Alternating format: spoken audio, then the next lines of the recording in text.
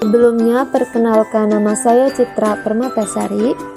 Di sini saya sebagai moderator dalam presentasi mata kuliah Etika dan Profesi Guru yang akan membahas mengenai kualifikasi dan kompetensi pendidik, pendidikan formal dan pendidikan non-formal. Di sini saya bersama teman saya, yaitu Ahmad Nurmajid dan Fakih.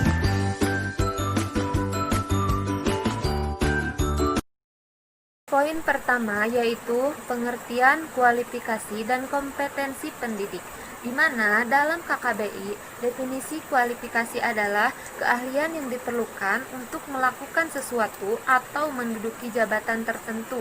Nah, dalam definisi lain, kualifikasi diartikan sebagai hal-hal yang dipersyaratkan baik secara akademis dan teknis untuk mengisi jenjang kerja tertentu.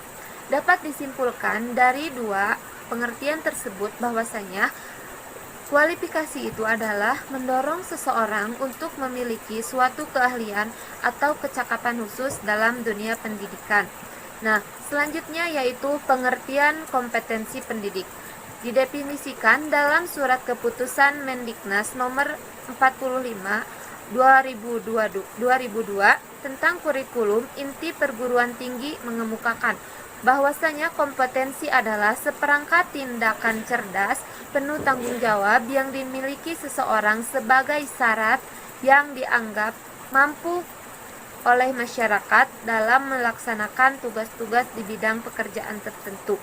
Kemudian, dalam Undang-Undang RI nomor 14 tahun 2005 tentang guru dan dosen menyatakan bahwa kompetensi adalah seperangkat pengetahuan, keterampilan, perilaku yang harus dimiliki, dihayati, dan dikuasai oleh guru atau dosen dalam melaksanakan tugas keprofesionalannya. Dari definisi di atas dapat disimpulkan bahwasanya kompetensi ini dapat digambarkan sebagai kemampuan untuk melaksanakan satu tugas, kemampuan mengintegrasikan pengetahuan, keterampilan-keterampilan, sikap-sikap, dan nilai-nilai pribadi, dan kemampuan untuk membangun pengetahuan dan keterampilan yang didasarkan pada pengalaman pembelajaran yang dilakukan. Nah, kemudian pengertian pendidik. Pendidik di sini yaitu tenaga kependidikan yang berpartisipasi dalam menyelenggarakan pendidikan dengan tugas khusus sebagai profesi pendidik. Pendidik mempunyai berbagai sebutan sesuai kekhususannya ya. Ada guru, ada dosen, ada tutor, ada fasilitator, ada instruktur, ada ustadz atau ustazah, dan lain sebagainya. Yang selanjutnya ada kualifikasi guru dan dosen. Yang pertama kualifikasi guru, di mana kualifikasi guru dapat dipandang sebagai pekerjaan yang membutuhkan kemampuan yang mumpuni. Kemudian kualifikasi guru berbeda pada setiap jenjang dan tingkatannya, baik PAUD, TK, RA, sampai pada tingkatan menengah. Kemudian ada kualifikasi dosen. Sama halnya dengan kualifikasi guru, kualifikasi dosen juga tertera pada Undang-Undang RI nomor 14 tahun 2005 tentang guru dan dosen bab 5 bagian 1. Kualifikasi, kompetensi, sertifikasi, dan jabatan akademik. Pasal 45 dan 46 ayat 1 dan ayat 2. Bisa dicari ya. B. Kompetensi dosen dan guru. Bagian 1. Kompetensi dosen. Berbeda dengan sekolah dasar dan menengah yang lebih banyak difokuskan kepada proses belajar dan mengajar dan proses mempersiapkan murid untuk bisa naik ke jenjang pendidikan yang lebih tinggi, maka di perguruan tinggi, karena sudah dianggap sebagai jenjang tertinggi atau proses pendidikan, maka selain diutamakan pada proses belajar, mengajar, dan menyampaikan ilmu, tetapi juga kepada pencarian dan pengembangan ilmu sendiri, yang mana dengan bekal ilmu dan pengetahuan tersebut diharapkan dapat dijadikan alat untuk mendapatkan solusi permasalahan bagi masyarakat. Itulah esensi dari Tridharma perguruan tinggi. Yang kedua, kompetensi guru. Dalam Undang-Undang Republik Indonesia Nomor 14 Tahun 2005 dijelaskan definisi dari masing-masing kompetensi. Yang pertama kompetensi pedagogik, yang kedua kompetensi kepribadian, yang ketiga kompetensi profesional, dan yang keempat kompetensi sosial. Kita menginjak ke pendidikan formal. Apa itu pendidikan formal?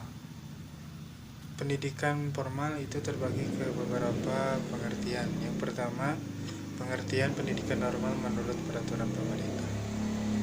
Menurut pasal 1 ayat 6 Peraturan Pemerintah Nomor 17 Tahun 2010 tentang pengelolaan dan penyelenggaraan pendidikan, pendidikan formal adalah jalur pendidikan yang terstruktur dan berjenjang yang terdiri atas pendidikan dasar, pendidikan menengah, dan pendidikan tinggi. Dan yang kedua, pengertian menurut pendidikan formal KBBI. Menurut Kamus Besar Bahasa Indonesia atau KBBI, pendidikan formal adalah segenap bentuk pendidikan atau pelatihan yang diberikan secara terorganisasi dan berjenjang, baik yang bersifat umum maupun yang bersifat khusus. Dan yang terakhir, pengertian pendidikan formal secara umum.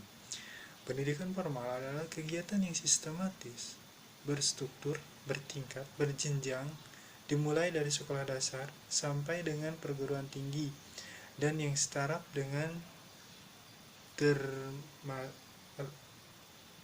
dengannya termasuk ke dalam, yaitu kegiatan studi yang berorientasi akademis dan program spesialis dan latihan profesional yang dilakukan dalam waktu yang terus-menerus. Selain itu, pendidikan formal merupakan lembaga pendidikan yang ditempuh melalui jalur institusi yang sudah ditentukan dan ditetapkan serta diatur oleh sekelompok orang yang berwenang, yang dalam hal ini pemerintah atau sebuah yayasan. Kualifikasi guru meliputi yaitu pendidikan anak usia dini, prodi atau alfa, TK, MI atau SD, madrasah ibtidaiyah, dan sekolah menengah pertama, terus sekolah menengah atas. Mengenai pendidikan pengertian non formal, yaitu suatu kumpulan atau lingkungan yang terbatas tapi terorganisir, terus ditentukan sesuai keahliannya. Terus kualifikasi pendidikan non formal yaitu suatu ujian yang dilakukan untuk mengembangkan khusus guru pendidikan non formal, tetapi dalam perguruan tinggi itu belum dikembangkan secara detail dan rinci. Alhamdulillah, pemaparan materi telah selesai. Mohon maaf atas segala kesalahan. Semoga bermanfaat.